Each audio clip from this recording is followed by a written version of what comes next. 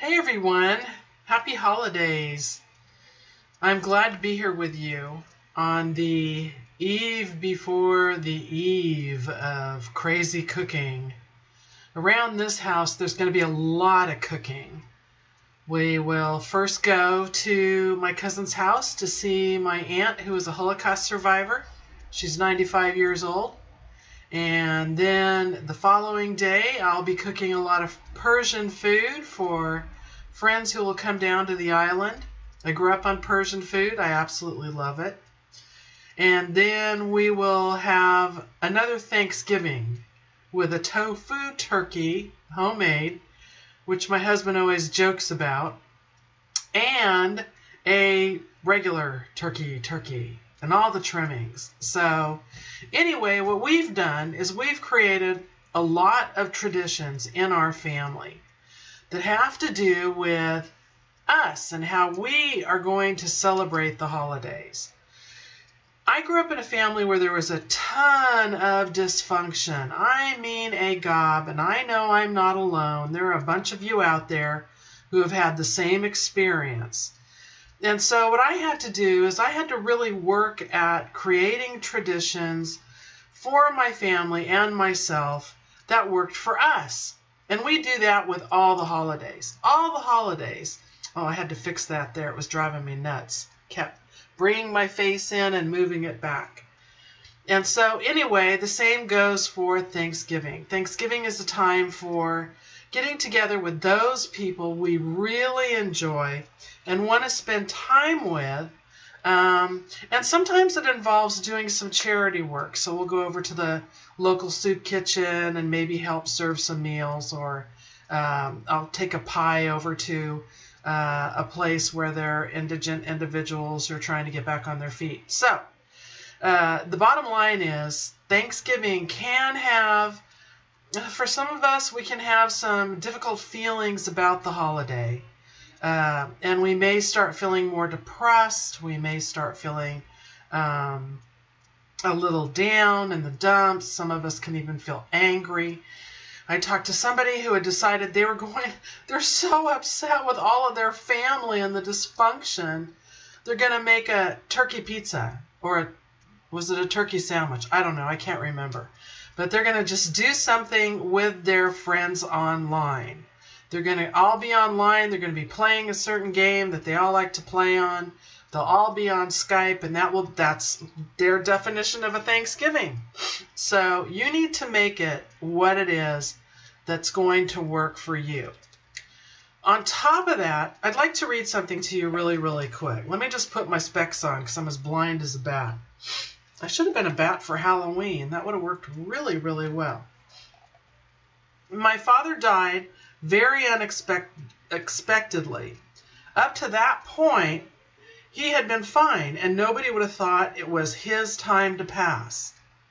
Just before he died, my aunt, his sister, had a very strange dream. She dreamed that the family was all together. Everybody was there, including her son who had been killed in Vietnam. In the dream, everybody in the family knew that the son who had died in Vietnam had passed, but they all acted as if it were perfectly normal for him to be attending the gathering. After much visiting, one of the relatives finally asked this Vietnam soldier, "Why are you here?" He answered, "I'm here to take someone back with me." Very shortly after that, my dad passed. Okay, this comes from it doesn't show up very well, does it? One last time before I go. And the reason why I'm reading that is because there are those of you out there who have lost someone this year. Just this year. Maybe a husband, a wife, a son, a daughter, a parent, a partner. Just this year. And this will be your very first holiday experience without them. And so you may not feel like having a Thanksgiving. You know what? If you don't feel like having a Thanksgiving, if you want to stay home and you want to cook the meal of your choice and you want to watch reruns of some silly program on television, That's just fine. There will be people out there who will be pressuring you and saying to you, you can't be alone. You need to come and be with us. Well, that's more for them. That's more about them needing to feel like you're going to be okay so that they can be okay. And it's about them caring, actually. But it is okay for you to say, this is the first holiday of the holiday season that I'm going to be without my loved one. And I just can't get it together to be with you guys. Maybe let's take a look at Christmas or Hanukkah or New Year's or, in my case, Mardi Gras, which is in February. But for the time being, Thanksgiving, it's the very first holiday, and I really do think I just want to sit in my robe and not have to worry about putting on a front for anybody. Because a lot of times when the first holiday rolls around, we can have some grief that comes up. And we don't want to feel like we have to be okay and all together for those that are around us. I know that when my mother passed, I was really, really, really young. And I was in a terrible, terrible state, such a fog when Thanksgiving came around. And I remember feeling, even at that young age, that I had to act like everything was just fine, that I was fine, I was doing well. And I'll tell you what I did is I couldn't do it. I just couldn't do it. And I started hitting the booze. And then eventually I ended up just in tears. I was a miserable mess. It would have been much better for me to just stay put in comfortable clothes, choosing when I'd like to eat and what I'd like to eat, watching television or writing my mother a letter about how sad I felt about her not being here for Thanksgiving, but taking care of me. So I'm a big believer in just taking care of ourselves. Okay, I want to read another one to you. My grandmother was great, and we all loved her so much. She was such a character. The family knew she was passing, so we were all gathered around her deathbed. We were visiting with each other while my grandmother lay quietly in her bed. Suddenly, without warning, she sat up and said, "Now why on earth is he here?" We all stopped talking and immediately focused our attention on her. "Over there," she said, "it's your grandfather." My grandfather had been deceased for some time. I didn't want him to come. I didn't expect him to come. I wanted my son to come see me when I got to this point. My grandmother was most serious about this. Upon hearing her, the family sitting around the bed burst out laughing. It was hysterical, but in keeping with my grandmother. Then she added, "Well, I always did wonder where he had gone off to. Now I guess I know." Shortly after that, she passed. So I want to talk about something else. Okay, some of you out there, you may have a loved one who is sick, who's really sick. Maybe they're close to a physical passing. Maybe they are starting to have departing visions. And they are talking just like, well, she's right here, get her a glass of water, or there she is, being her usual typical self. Even in the next world, she has to come back and bother me. Some folks will talk that way. And it's okay for us to just go with the flow, just like this family did. This was just like their grandmother, to make comments about the grandfather, just like she did. And that's why they burst out laughing. It was so true to her character. And it was true to her character to be upset that her son wasn't there. He had already crossed, and she was upset because he wasn't there. And so we don't have to make light talk necessarily if we're at the bedside of somebody that we care about who's getting close to that time to make the journey to the spirit world. What we can do is we can, if there are other family members around, we can talk, and we want to include the person laying in the bed or sitting in the chair in the conversation. Just because they're close to crossing, it doesn't mean they're not going to be interested in family gossip. I'll never forget how interested my father-in-law. He was getting close to moving on, and we were gossiping about some cousin that we didn't really like, and sitting around. He was sitting in the bed, and he looked at us and he said, "What else did she do?" And so we gave him the lowdown. We told him what else was going on. So it's okay to continue. Of course, there will be tears if there is knowledge that there's going to be a crossing. But that doesn't mean that the person who's laying in the bed, sitting in the chair, that they haven't left yet. So remember to treat them with that respect. They haven't left yet. Include them in the fun that goes on during the holidays. Oh God, did you taste that gravy she made? Did you see how he carved up that turkey? Can you believe it? They want to be involved. It's perfectly normal. Okay. One last one. Okay, I rarely do this, but I thought I needed to. My brother died in 1879. About an hour before he moved on, he saw his brother, who had died about 16 years before then. Looking up with fixed interest, he said to his brother, "Joe, Joe," and immediately exclaimed with surprise, "This is your brother." My mother, who had come from Melbourne, a distance of about 40 miles, where the brother had resided, was astonished at this and said, "How strange that he can see his brother." She's talking about the individual who is seeing the brother who has already crossed.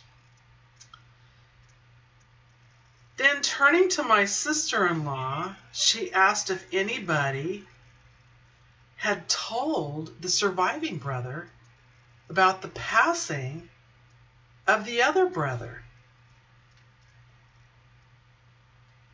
My mother was the only person who was aware that that particular brother had moved on. And the whole family thought it was incredibly odd that the one preparing to cross had begun talking about his brother in the spirit world and discussing and having conversation about him, knowing he was in the spirit world. Boy, that mother, she really screwed up, didn't she?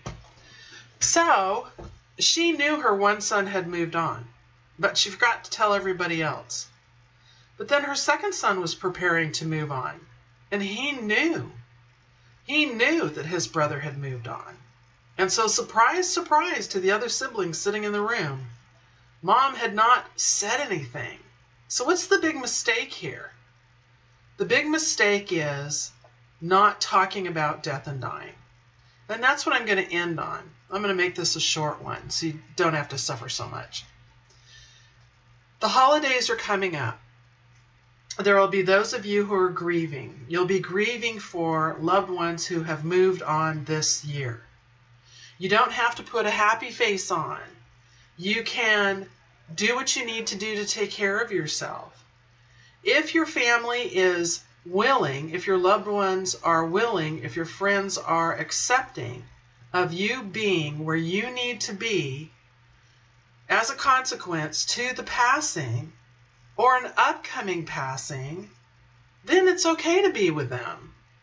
When my father-in-law was getting ready to make his transition, it was Hanukkah time, and we decided to have Hanukkah for my children. I've talked about this before in past videos. They loved Hanukkah, and we knew that this is what my father-in-law wanted. So yeah, I fried up a bunch of potato pancakes, and we fried up a bunch of donuts, and we lit the candles, and we had presents, and we even took some pancakes over to my father-in-law, and he took a little nibble, and he was thrilled. Just because he was passing, it didn't mean that we didn't share the holiday with him. But during the holiday, what would happen is that, of course, we would all feel sadness. We would feel sadness because we knew that the relationship with Pop was changing. I've had contact with him on numerous occasions since he has moved on, and he's still the same old cracking a joke kind of guy. But at the time, the relationship was about to change, and hugging him wasn't going to be the same. I wasn't going to be able to reach out and hug him. And my children were going to miss out on their grandfather being in skin. And so it was important for us to be surrounded by people who would let us cry if we needed to cry, who would let us spout off and be angry if we needed to be angry. And do you know that Pop came back after he did pass over to the spirit world? He came back and he showed up in our den and presented himself to my husband, who came running up the stairs, amazed. And then at his residence, he showed up, and one of his friends saw him. And this woman shared with me, I just saw your father. I just saw your father. He was here not that long ago. He looks great. So by talking about the transition that was about to occur with safe people and talking about sadness and anger and upset and I hope it's a pleasant passing with like-minded, safe people, we were able to do all of it. And then, of course, when it was time for us as a family to be by ourselves, what we did is we shooed everybody out, and they, with understanding, left. And nobody thought that we needed to put on a happy face, and nobody told us we needed to pull ourselves together. Nobody. We had people in our lives at that time who were there for us to give us hugs and let us cry and let us laugh and let us tell stories. And then they watched our sons when we went over to take a potato pancake to my father-in-law. And of course he wanted to know exactly what was going on and who was there and what were they doing. And he wanted to know, of course, how my mother-in-law was doing. So you can take care of yourself during the holiday season. You don't have to be like that woman who neglected to tell her family that 10 days previously, her oldest son had passed. The task of the younger son who was getting ready to pass 10 days later, that didn't need to be his task. She should have taken care of that. Not have tragedy announced like that when the youngest son is getting ready to make a transition. That's like a double whammy. And we have a lot of that in our country today where people just don't want to talk about this. And so we don't have to do that. Finally, my last thing. I always have one last thing. You can, if you decide to have Thanksgiving, if you decide to have a family Thanksgiving, you can put a chair there for your loved one who has moved on. Go ahead and put a chair, put a plate, put a glass, put some silverware.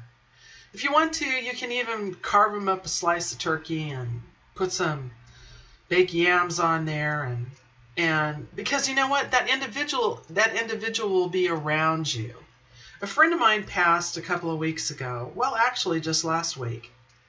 And when I went to the wake, of course, I went and took a look in the coffin to be polite. And of course, he wasn't there.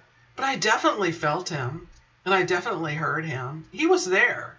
And he was very interested in what was going on and what people were talking about. And he had fun. We had fun chatting about what was going on at his wake. And then afterwards, I went to a vigil. And we all shared funny stories about this particular individual. And we cried. And we laughed. And we hugged each other. And all feelings were accepted.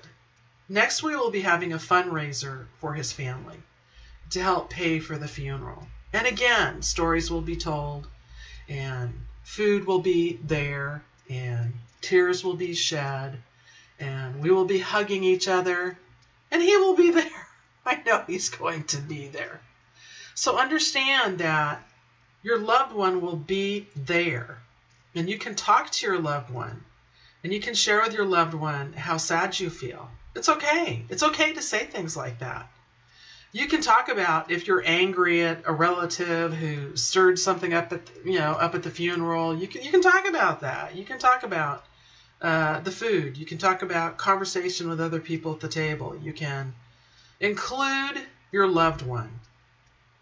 Within this year, if you have had a loved one who has passed, most definitely include your loved one.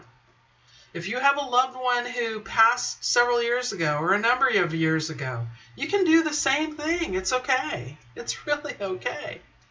Okay, I can't. I have to do one more, and then I promise I will let you go. In 1970, a man and wife had just climbed into bed and turned out the light when they both saw hovering at their side a head, a body, but no face. The woman screamed, but her husband calmed her down, assuring her that he could see it too. As soon as they switched the light on, it disappeared. The incident occurred on a Monday night. On Tuesday, the woman dreamed that her grandmother had crossed over. She dismissed this as just a dream. But on Wednesday, a caller arrived with a letter for them, her and her husband, which announced her grandmother had indeed passed away at the exact time at which they both saw the apparition. Now, a lot of people would hear that and they would think to themselves, well, that's kind of scary, Carla. Why are you reading that? Well, I'm reading it for a reason. We in this society have made death such a scary thing that we have basically taken events like this and turned them into myths and stories like Sleepy Hollow and the Headless Horseman. And we don't see them as signs. We don't see them as signs anymore. We only see them as fables in our imagination or a bad nightmare. Now, I'm not saying every time you have a dream about something like that, that's not a nightmare. But if you see an orb floating around in your room, you probably have a visitor. An orb is like a bright ball of light.